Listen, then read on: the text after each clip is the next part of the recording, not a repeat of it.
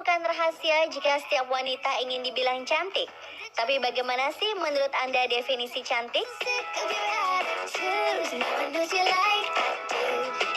Media berperan penting dalam membentuk opini masyarakat tentang kecantikan. Di era modern, cantik itu didefinisikan sebagai wanita dengan tubuh yang tinggi dan langsing, kulit putih mulus, rambut panjang dan mengkilap.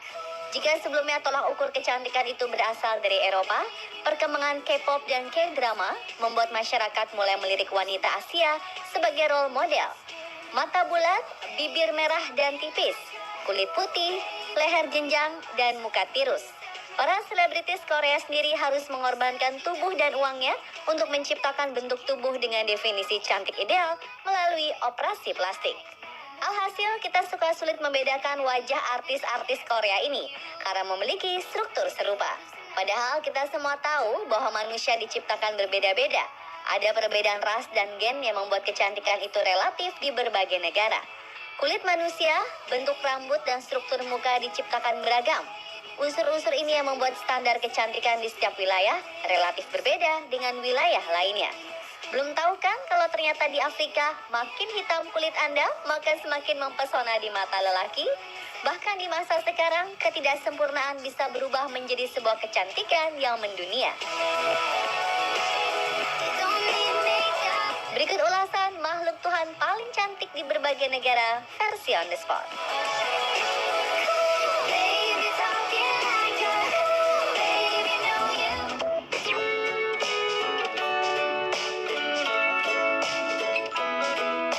Anda mungkin masih ingat puluhan tahun lalu, masyarakat kulit hitam tidak mendapat tempat di berbagai profesi strategis, apalagi di dunia modeling. Masyarakat awam saja kerap memandang sebelah mata orang berkulit hitam. Ini juga yang dirasakan Nyakim Gatwech ketika pindah ke Amerika Serikat. Nyakim bahkan disuruh mandi lagi oleh teman-temannya ketika tiba di sekolah. Gadis asal Sudan ini kemudian menyadari bahwa dirinya berbeda dengan teman-temannya. Namun keadaan ini tidak membuatnya minder. Nyakim berusaha agar bisa selalu percaya diri. Nyakim juga mengikuti ajang fashion show di sekolahnya. Meskipun ditertawakan, dia merasa memiliki semangat ketika berjalan di atas catwalk. Aura positif ini justru menarik perhatian para pencari bakat dan memberinya jalan untuk terjun ke dunia model profesional. Kulit Nyakim sangat gelap, bahkan jika dia memakai baju berwarna hitam dan ditempatkan di tempat gelap, Nyakim nyaris tidak kelihatan. Namun kulit yang sangat gelap ini ternyata menjadi unsur kecantikan khas ketika bersatu dengan aura positif yang ada di dalam diri Nyakim.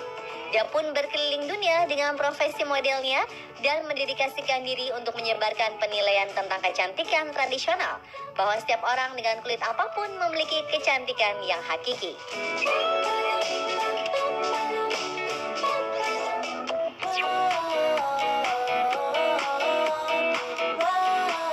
Jika Nyakim dibully karena kelebihan pigmen hitam, wanita yang satu ini juga mengalami perundungan karena kekurangan pigmen alias albino. Nastia Zitkova lahir dengan kondisi tubuh yang seluruhnya putih. Rambut dan bulu matanya pun berwarna putih. Dia satu-satunya di dalam keluarganya yang memiliki kondisi tubuh seperti ini. Menjadi berbeda dengan orang-orang di sekitar itu tidak enak. Setiap hari, Nastia harus mendengar ejekan dan sering dijuluki si muka pucat. Tinggal di Rusia dengan keadaan tubuh seperti itu bukanlah sebuah keberuntungan.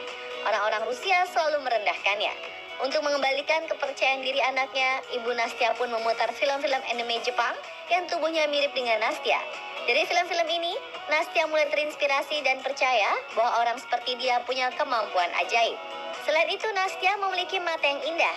Jika kita perhatikan, ada warna pink terpancar dari balik bulu mata putih Nastia. Inilah yang membuat Nastia bangkit dan membuktikan pada dunia bahwa setiap orang cantik dengan keunikannya masing-masing. Nama Nastia mulai naik ketika dia melakukan cosplay karakter anime Jepang. Instagram yang bernama Kicker-chan pun mulai dibanjiri followers. Julukannya pun berubah menjadi Princess of Ice.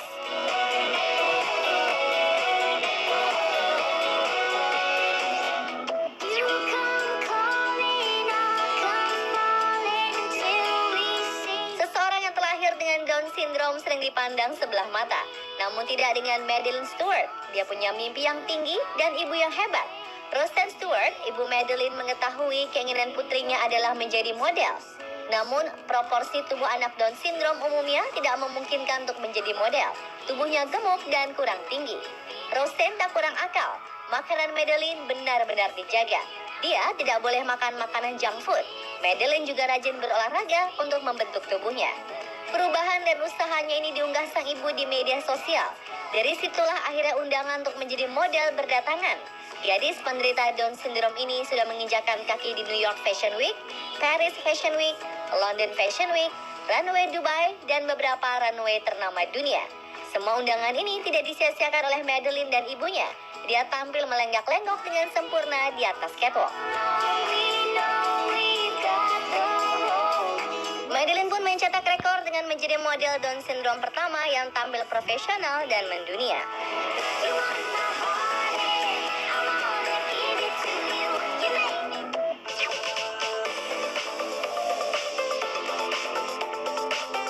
Beberapa dari wanita mungkin bermasalah dengan alisnya.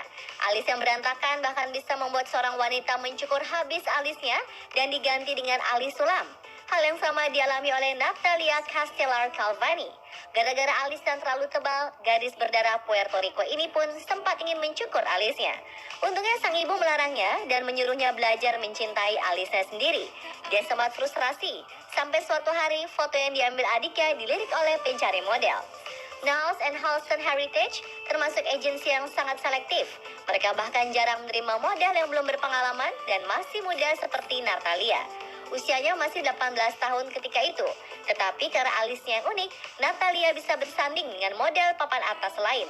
Tentu saja teman-temannya terkejut ketika mendengar Natalia menjadi model. Mereka tidak menyangka orang yang mereka olok-olok dulu bisa berkembang di dunia model dan kini diidolai karena kecantikannya yang unik itu.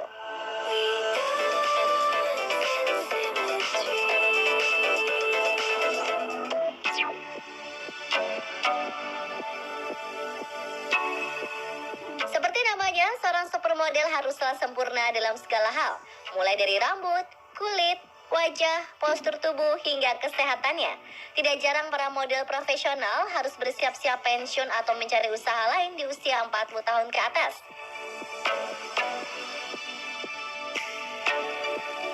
Namun berbeda dengan nenek yang satu ini, dia bahkan baru memulai karir modelingnya di usia 80 tahun. Frances Danscombe sejak kecil memang sering bergaya di depan keluarganya. Hobinya adalah bernyanyi di atas meja. Namun perang membuat Frances harus dievakuasi dari London ke Wales. Sejak dievakuasi, hidup Frances berubah. Dia tidak lagi bisa memamerkan kebolehannya di depan keluarganya. Ketika remaja, Frances juga minder dengan bentuk tubuhnya yang dianggapnya sangat kurus. Kehidupan Frances berjalan seperti layaknya wanita lain. Dia berhenti bekerja di usia 26 tahun sebagai juru ketik karena sudah memiliki anak. Ketika usianya 42 tahun, Frances berusaha kembali bekerja, namun sangat sulit karena dia bersaing dengan tenaga kerja yang lebih muda. Tak jarang Frances mendapat bullying. Namun perlakuan itu membuatnya belajar meningkatkan kepercayaan dirinya. Frances berubah menjadi seseorang yang penuh percaya diri di usia tuanya. Sampai akhirnya sebuah agensi model mengundangnya untuk menjadi seorang model lansia di usianya yang ke-80. Dengan pekerjaan ini, Frances ingin mengatakan pada dunia bahwa kecantikan berasal dari dalam diri seseorang yang bisa digunakan untuk membantu orang lain. Pemirsa, telah makhluk Tuhan paling cantik yang berhasil dikumpulkan tim On The Spot. Jangan benci kekurangan Anda. Bisa jadi kekurangan itu membawa keberuntungan bagi Anda.